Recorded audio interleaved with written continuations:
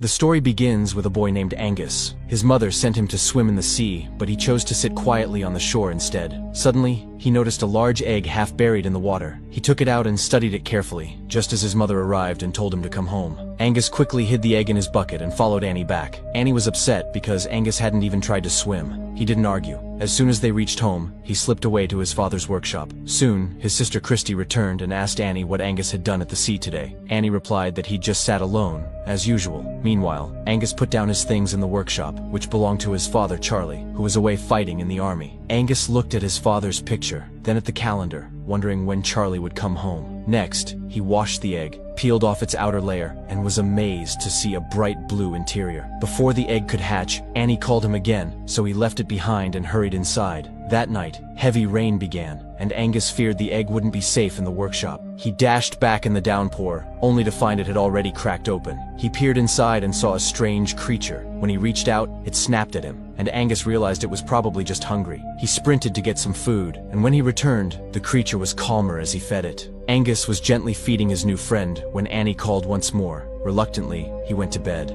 The next morning, Angus woke to find a squad of soldiers at his door. He, Annie, and Christy greeted Captain Hamilton, who explained that enemy forces might try to invade by sea. His soldiers would stay at their house and prepare to defend the coast. The soldiers brought in supplies and set up their stations. Annie told Christy and Angus to stay in their room. Later, Angus went to the library to find a book about the mysterious creature. With the book in hand, he hurried back to the workshop, only to find it in chaos and the creature chewing Charlie's boots. Realizing it was still hungry, Angus went to the kitchen for more food, but Sergeant Strunk, the army cook, stopped him at the door. Angus pleaded that the creature needed to eat, but Strunk refused. Then Angus offered to take out the kitchen garbage, and Strunk agreed. Using scraps from the bin, Angus fed his new friend, who ate eagerly. Angus named him Crusoe. After eating all the scraps, Crusoe swam happily in a bin of water that Angus filled. Meanwhile, Captain Hamilton drilled his men relentlessly, insisting they stay ready for an enemy attack at any moment. Angus left Crusoe alone in the workshop and slipped away so Annie wouldn't notice.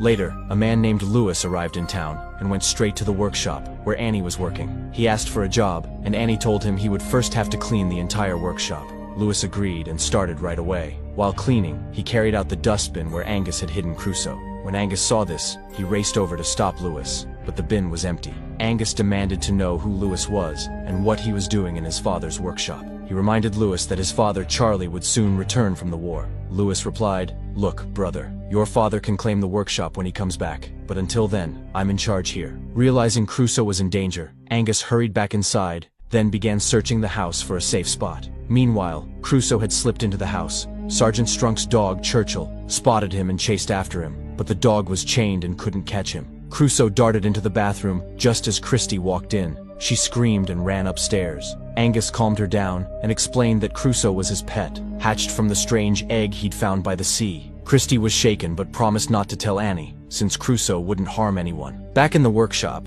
Annie handed Lewis some of Charlie's clothes to launder. Lewis hesitated and asked if Charlie might never return. With a heavy heart, Annie admitted that Charlie had died when his ship sank at sea. Then Annie asked Lewis to fix a leak in the bathroom. When Lewis knocked on that very bathroom door, Angus and Christy tried to keep him out. After a long silence, Lewis threatened to tell Annie what they were hiding. Finally, Christy was forced to open the door. Lewis stepped in and said he'd come to fix the leak. Then suddenly his eyes fell on Crusoe. He froze and nervously asked, "What is that?" Angus told him Crusoe's whole story. Lewis looked surprised and reached out to touch him, but Crusoe snapped at his hand. Lewis exclaimed that Crusoe looked exactly like a seahorse, one of the rarest animals in the world. Legend says only one seahorse exists at a time. When one dies, a new egg hatches and a new seahorse is born. He told them about the seahorse's magical powers, just as Annie knocked on the door. Angus begged Lewis to help hide Crusoe, since Annie would never allow him in the house. Lewis agreed. When Annie entered, she saw no creature, though Crusoe peeped out from his hiding spot, and Lewis smoothly distracted her. Later, when Annie stepped outside, she met Captain Hamilton, who invited her to the soldiers' dinner. That night, Lewis told Angus they should return Crusoe to the sea, his true home, but Angus refused, insisting Crusoe belonged with him. Soon, the soldiers' dinner began at the house. Angus left Crusoe in the bathroom while he helped serve and forgot to close the door. Crusoe seized the chance and escaped. Meanwhile, Sergeant Strunk's dog, Churchill, caught Crusoe's scent and went wild searching for him. When Churchill spotted Crusoe, he chased him through the house, leaped onto the dining table, and ruined the entire feast. Everyone scolded Churchill, who was in for a beating. Crusoe darted outside and jumped into the fountain, where he happily found fish to eat. Angus frantically searched for Crusoe. Lewis reassured her he would safely find and return the creature. Angus headed home, and after much searching, Lewis discovered Crusoe, now much larger than before. Lewis called Angus, and when Angus saw Crusoe's growth, he realized it was time to let him go. Together, they loaded Crusoe into the back of a truck and drove to the seashore. With heavy hearts, they released him into the water. Angus was heartbroken, but knew he had no choice. The next day, two fishermen, Jimmy and his friend Huey, were out at sea when Huey felt a heavy tug on their rope. As he pulled, their boat began to sink. Suddenly, a giant Crusoe emerged in front of them. Both men were stunned. Huey wanted to capture the creature, dreaming of the fortune it could bring, but Jimmy refused. Crusoe started dragging the sinking boat away from shore. Jimmy cut the rope to save their lives, and as he watched Crusoe swim off, he marveled. He had never seen such a bizarre, magnificent animal before. Meanwhile, Captain Hamilton told Angus that his mother wanted him to begin army training right away. Angus joined the soldiers and helped with their tasks, but after a few days he grew bored. One morning, he slipped away from Captain Hamilton and ran down to the sea. He shouted for Crusoe, but there was no sign of him. Angus climbed into a small boat and rowed out to look. Soon, Crusoe burst from the water beside him, and Angus was amazed at how huge he had become. With a powerful leap, Crusoe lifted Angus onto his back. Though frightened at first, Angus relaxed and enjoyed the thrilling sea ride. When Crusoe returned him to shore, Sergeant Strunk's dog Churchill caught his scent and bolted toward the water. Strunk followed in astonishment. He had never seen such a large, strange creature, and could hardly believe his eyes.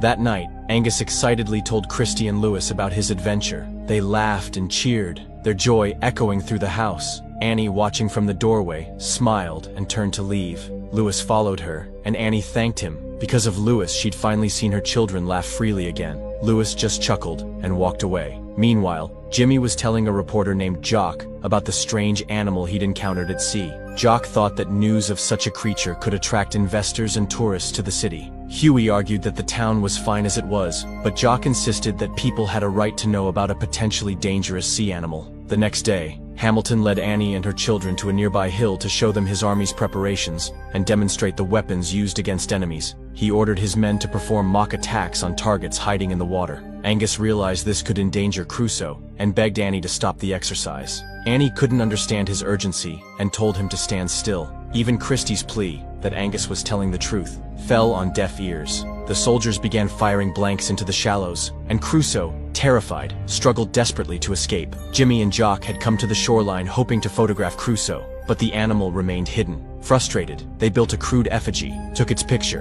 and published it in the next day's newspaper. A few days later, when Sergeant Strunk saw the image, he recognized the terrifying creature he'd glimpsed by the sea. Strunk and several soldiers vowed to track down Crusoe and kill him. That night, Christie crept into Angus's room. The two ran away from home, guiding Lewis to the seashore to check on Crusoe. Angus called out, and after a tense moment, Crusoe surfaced, but he was wild and unrecognizable. He charged past Angus and Lewis, who watched in horror. Crusoe dove back beneath the waves. Angus blamed Lewis. Their decision to release Crusoe had unleashed this danger. Meanwhile, Strunk and his men hunted for Crusoe by boat, intent on killing him. As they neared shore, Churchill's frantic barking alerted them. Strunk ordered the boat toward the sound, and in an instant, Crusoe emerged and killed Churchill. Then silence fell over the beach once more. The soldiers couldn't understand what was happening and opened fire toward the water. Suddenly, Crusoe slammed into their boat and threw them all overboard. When Hamilton heard the gunfire, he assumed the enemy had attacked. He ordered his men to counterattack and told Annie to hide in the house with the children. Annie found Christie and asked where Angus was. Christie said he wasn't home, and Annie panicked. She couldn't leave Angus alone in a battle zone. Insisting on finding him, she followed Hamilton down to the shore despite his attempts to keep her safe. Out on the water, Crusoe had gone wild. He grabbed Sergeant Strunk in his jaws and tossed him about like a rag doll. Angus arrived just in time and shouted at Crusoe, but the creature ignored him. Angus waded into the shallows to reach Crusoe, but slipped and began to drown. Seeing this, Crusoe dropped Strunk and rushed back to save Angus, dragging him to shore. Lewis joined them, and they worked desperately to revive Angus. After a tense moment with no sign of life, Angus finally gasped and opened his eyes. Overjoyed, he saw Crusoe standing nearby. Meanwhile, Hamilton learned there were no enemy boats in the area, but he still ordered his men to keep firing at the water. When he waded ashore, Crusoe slipped back beneath the waves. Annie rushed to Angus's side, relieved he was alive. Angus tried to explain about Crusoe, but Annie, thinking it was a child's fantasy, told him to stop imagining things. At that moment, Crusoe emerged from the sea, and Annie realized Angus had been telling the truth. Hamilton, too, stood in stunned silence at the sight of the massive sea creature. Again, the soldiers opened fire at the water. Angus climbed onto Crusoe's broad back to steer him towards safety. Annie, terrified, begged Hamilton to stop the attack, but their radios had gone dead. Hamilton, Lewis, and Annie piled into a small boat and chased after them. Crusoe swam swiftly, but he ran headlong into a net the soldiers had laid to trap enemy vessels. Struggling against the mesh, Crusoe became entangled and fought to break free. When Hamilton's boat drew alongside, Lewis shouted for Angus to jump aboard. Before leaving, Angus leaned down and whispered to Crusoe, "You're my best friend. I'll never forget you." Then he dove into the water and scrambled into the boat. With one mighty leap, Crusoe cleared the net and dove back beneath the waves. Annie, Lewis, and Hamilton cheered. Crusoe was free and safe at last. Did you enjoy this adventure, or did it seem a bit childish? Let us know in the comments so we can bring you even better stories.